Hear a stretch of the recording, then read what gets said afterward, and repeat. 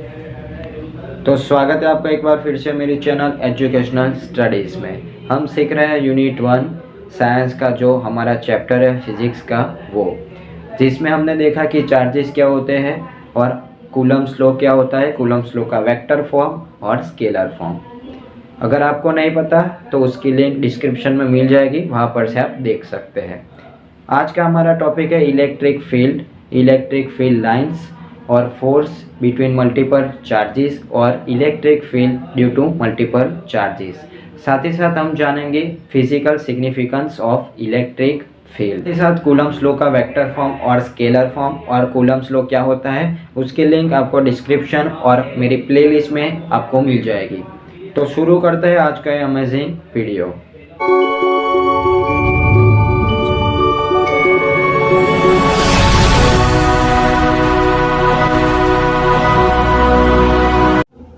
अब तक हमने देखा है कि what is electric charge, Coulomb's law in vector form and in scalar form.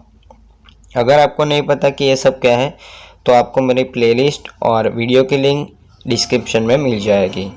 हम पढ़ रहे हैं स्टैंडर्ड 12th साइंस की जो फिजिक्स का सेम 1 का यूनिट 1।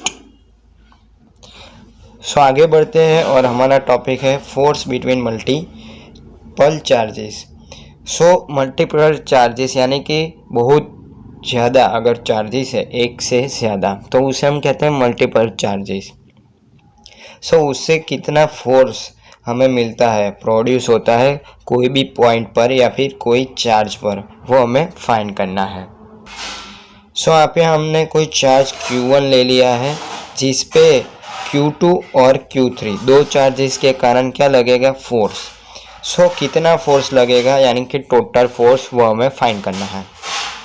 हम जानते हैं कूलम्ब्स लॉ में से हमें फोर्स की फॉर्मूला मिलेगी यानी कि उसकी वैल्यू मिलेगी।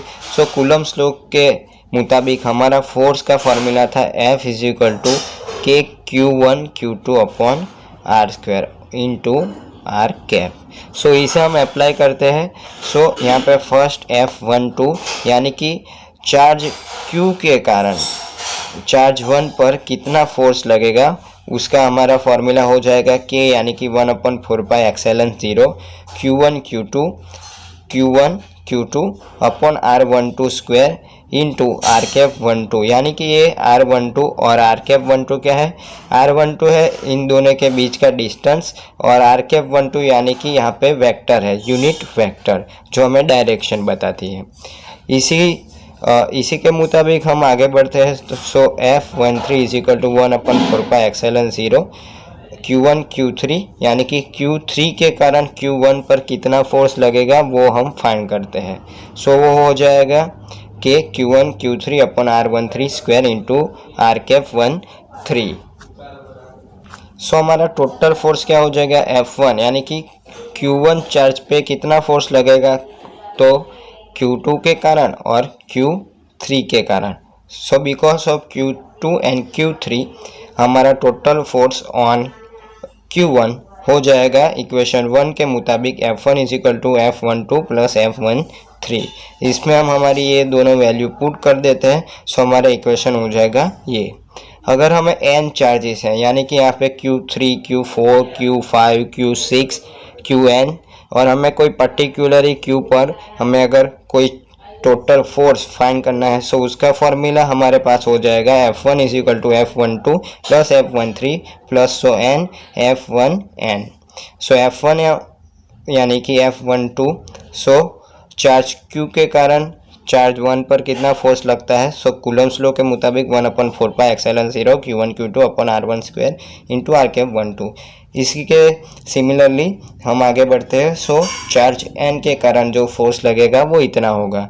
यहाँ पे हम जो K है यानी कि 1/4πε0 उसे कॉमन ले लेते हैं और अगर हम इसे सिग्मा में ले लें यानी कि इसका समेशन कर ले हमारे पास आ जाएगा final value F1 = Q1/4πε0 sigma I = 1 to n Q1 R1I² R cap I1। अब हमारे पास आगे का टॉपिक है इलेक्ट्रिक फील्ड। पहले तो जान लेते हैं कि इलेक्ट्रिक फील्ड होती क्या है। An electric field is a physical field that surrounds electrically charged particle and exert force on all other charged particle in the field, either attracting or repelling them. यानी कि इलेक्ट्रिक फील्ड यानी कि कोई भी charge है, electric charge, वो अपने surround में, अपने आसपास कोई फील्ड प्रोड्यूस करता है। जैसे अगर हम मैग्नेट ले तो वो मैग्नेट अपने आसपास यानी कि सराउंड में मैग्नेटिक फील्ड प्रोड्यूस करता है। उसी सिमिलरली वैसे ही जो हमारा चार्ज है कोई भी नेगेटिव या पॉजिटिव, वो अपने आसपास कोई फील्ड क्रिएट करता है जिसे हम कहते हैं इलेक्ट्रिक फील्ड। अगर आगे बढ़े तो हमारा जो इलेक्ट्रिक फील्ड का फॉर्मूला है वो है ER is equal to FR by Q। So वहाँ पे फॉर्मूला यानी कि ER F क्या हो जाएगा हमारा 1/4πε0। सो यहाँ पे मैं पुट करूँ F यानी कि 1/4πε0 Q1 Q2 अपॉन R², और यहाँ पे हमारा टेस्ट चार्ज रहा सो Q। सो ये Q और ये Q कट हो जाएगा। सो हमें इलेक्ट्रिक फील्ड का फॉर्मूला मिलेगा ER is equal to 1/4πε0 Q upon R² into R cap. So by equation 1 and 2 हम क्या ले सकते हैं, FR is equal to Q into ER, क्योंकि हमारा जो फोर्स का वैल्यू है वो इतना है, सॉरी इलेक्ट्रिक फील्ड का। सो यहाँ पे इलेक्ट्रिक फील्ड E और बाकी का हमारा Q टेस्ट चार्ज जो रहा है वो आ गया यहाँ पे, और इतना हो जाएगा हमारा E। So Q into ER is equal to force. ये आप खास ध्यान रखें। ऐसा unit of electric field is newton per coulomb by equation 3। कैसे? सो यहाँ पे ER इज इक्वल टू क्या हो जाएगा, Q यहाँ पे चला जाएगा, सो FR अपॉन Q, और फोर्स का जो हमारा यूनिट है वो है न्यूटन, और कोई चार्ज का यूनिट है कूलम, सो न्यूटन पर कूलम। इसका दूसरा यूनिट भी है ऐसा यूनिट, वोल्ट्स पर मीटर। क्वांटिटी है वेक्टर क्वांटिटी, यानी कि ये वैल्यू और डायरेक्शन दोनों डिनोट करती है। यहाँ पे एक बात आप खास ध्यान रखें कि जो पॉजिटिव इलेक्ट्रिक चार्ज है यानी कि पॉजिटिव चार्ज पार्टिकल, उसकी जो इलेक्ट्रिक फील्ड होगी वो आउटर साइड होगी, जो यहाँ पे एरो से बताया गया है, आउटर साइड पे आपको दिख रहा है। और जो नेगेटिव चार्ज है यानी कि -Q, उसकी जो इलेक्ट्रिक फील्ड होगी वो इनर साइड यानी कि अंदर की तरफ होगी, और आउटर साइड यानी कि बाहर की तरफ होगी। डायमेंशन इलेक्ट्रिक फील्ड का हो जाएगा, हमारा फॉर्मूला है E is equal to F upon Q। So यहाँ पे ला दिया हमने F अपॉन Q। F का डायमेंशन है M1 L1 T-2, Q का है I1 T1। सो हमारा इलेक्ट्रिक फील्ड का डायमेंशन हो जाएगा M1 L1 I-1 T-3, जो हमें MCQ में पूछा जाता है बोर्ड में। So there are some points which we are memorise. First point है यहाँ पे कि note that the electric field E due to Q to define operationally in terms of some test charge Q is independent of, यानी कि हमारी जो electric field है वो सिर्फ हमारे जो सोर्स चार्ज कैपिटल Q है उस पर डिपेंड करती है और टेस्ट चार्ज पे डिपेंड नहीं करती, जो कि physical significance of electric field, जो कि हमारा आगे का टॉपिक है उसमें मैंने बताया है। हमारा सेकंड पॉइंट है for a positive charge the electric field will be directed readily outward from the charge. On the other hand, if the source charge is negative, the electric field vector at each point points radially, यानी कि electric field जो होती है वो अगर हम positive charge लें तो आउटवर्ड्स होगी, और अगर हम नेगेटिव सोर्स चार्ज लें तो इनवर्ड्स होगी। हमारा यहाँ पे थर्ड पॉइंट है जो इलेक्ट्रिक फील्ड है हमारी, वो हमारी डिस्टेंस होता है उस पर डिपेंड करता है। अगर दो पॉइंट के बीच में सेम डिस्टेंस है, अगर हम स्फीयर ले लें और सेंटर में कोई पॉइंट ले लें, जहाँ से कोई स्फीयर का सरफेस है उस पर कोई पॉइंट ले लें, तो उस पॉइंट पे यानी कि सेंटर पर अगर हम पॉइंट लें और पर कोई भी पॉइंट लें, और हम जानते हैं कि स्फीयर का जो रेडियस है वो सेम होता है, सो हर सरफेस पे यानी कि स्फीयर का जो सरफेस है उस पे हमने जितने भी पॉइंट लिए हैं उन सभी पे हमारी इलेक्ट्रिक फील्ड की वैल्यू सेम होगी, और इसे हम कहते हैं स्फेरिकल सिमेट्री। सो यहाँ पे फिगर में मैंने एक स्फीयर लिया है और सेंटर से उसके जो रेडियस है वो है r। सो यहाँ पे स्फीयर के सरफेस के सभी पॉइंट पे इलेक्ट्रिक फील्ड सेम होगी, क्योंकि यहाँ पे जो स्फीयर की रेडियस है वो सभी जगह पर सेम है। अब जैसे हमने फोर्स फाइंड किया एक चार्ज पर मल्टीपल चार्ज के कारण, वैसे हम इलेक्ट्रिक फील्ड फाइंड कर लेते हैं। सो यहाँ पे कोई हम चार्ज लेते हैं, यहाँ पे कोई पॉइंट पे P पॉइंट पे कोई भी चार्ज, उस पे ये जो पार्टिकल है Q1, Q2, Q3 and Q4, उसके कारण कितना इलेक्ट्रिक फील्ड प्रोड्यूस होगा वो हमें फाइंड करना है। सो हमारे इलेक्ट्रिक फील्ड का फॉर्मूला है 1/4πε0 Q1 upon R1 square into R cap 1। जो यहाँ पे हम फर्स्ट चार्ज के लिए अप्लाई करते हैं, सो E1, R1 और R1। P यानी कि यहाँ पे पॉइंट P है, सो यहाँ 1 से P की डायरेक्शन और उसका distance, where R cap 1P is the unit vector in the direction from Q1 to P। Yes, और E2 सिमिलरली हो जाएगा, यहाँ पे सिर्फ Q2 चार्ज आएगा, क्योंकि E2 यानी कि Q2 चार्ज के कारण, because of Q2 charge the produce और क्रिएट इलेक्ट्रिक फील्ड वो हो जाएगी E2। So E2 is equal to 1/4πε0 Q2 upon R2 square into P R cap 2P। So हमारा total electric field due to n charges, यानी कि अगर हम n charges लें Q1, Q2, Q3, Q4, so Qn, so total electric field is equal to this, ER is equal to E1R plus E2R plus ENR। यहाँ पे R क्या denote करता है, सो हमारा वो डायरेक्शन है। So ER is equal to 1/4πε0 Q1 R1P square R cap 1P, ये direction denote करता है और ये डिस्टेंस। सो हम हमारा सभी जो वैल्यूज है वो पुट कर देते हैं। सो 1/4πε0 यानी कि K कॉमन निकल जाएगा और इसे हम समेसन में शो करें, सो आ जाएगा सिग्मा, या फिर समेसन आप जो भी बोले, है बराबर 1 to n QI RIP square into R cap RIP। अब हमारा जो IMP टॉपिक है जो हमें 2 मार्क्स में यानी कि 2 मार्क में बोर्ड वाले पूछते हैं, वो है physical significance of electric field. So यहाँ पे फर्स्ट उसकी जो सिग्निफिकेंस या प्रॉपर्टी आप जो कहे वो है, ये IMP है 2 मार्क्स में।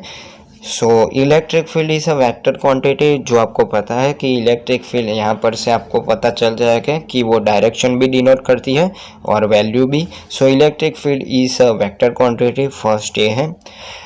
और सेकंड है concept of electric field is convenient but not necessary, यानी कि जो इलेक्ट्रिक फील्ड का कॉन्सेप्ट है वो नेसेसरी नहीं है, वो आप अप्लाई कर सकते हैं, बट यहाँ पे सम केसेस है जैसे कि इलेक्ट्रोस्टैटिक और इलेक्ट्रोडायनेमिक्स, और उस फिजिक्स में इसे अप्लाई करना ही पड़ता है, वहाँ पे वो नेसेसरी हो जाती है बस, बट इस चैप्टर में नॉट नेसेसरी। अब electric field does not depend on test charge, electric field कभी भी टेस्ट चार्ज पे डिपेंड नहीं करती। कैसे, तो हम जानते हैं कि इलेक्ट्रिक फील्ड का फॉर्मूला होता है E is equal to 1/4πε0 Q upon R square into R cap. So यहाँ पे Q तो हमारा सोर्स चार्ज है, सो यहाँ पे कहीं भी टेस्ट चार्ज यानी कि स्मॉल q आया ही नहीं।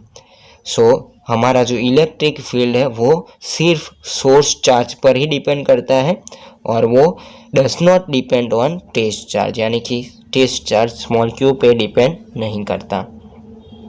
The effect of any motion of source and test charge cannot arise instantaneously, यानी कि जो इफेक्ट है मोशन ऑफ सोर्स चार्ज और टेस्ट चार्ज की, वो इंस्टेंटेनियसली अराइज नहीं होती, यानी कि वो तुरंत ही हमें दिखाई नहीं देती।